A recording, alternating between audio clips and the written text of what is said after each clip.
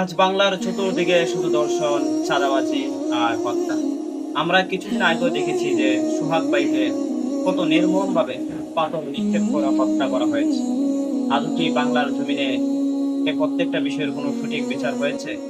যদি আপনি প্রত্যেকটা বিষয়ের সঠিক বিচার চান তাহলে আপনার তাকাতে হবে কোরআনের। এই সোহাগ ভাইয়ের হত্যা দেখে বাংলার সমস্ত আনাচে কানাচে হত্যা ইত্যাদি বন্ধ হয়ে যেত যদি আমরা আল্লাহ তাআলার কোরআন অনুযায়ী ফায়সালা দিতাম। আল্লাহর কোরআন বলে তাদের উপর কিসাস প্রয়োগ করা।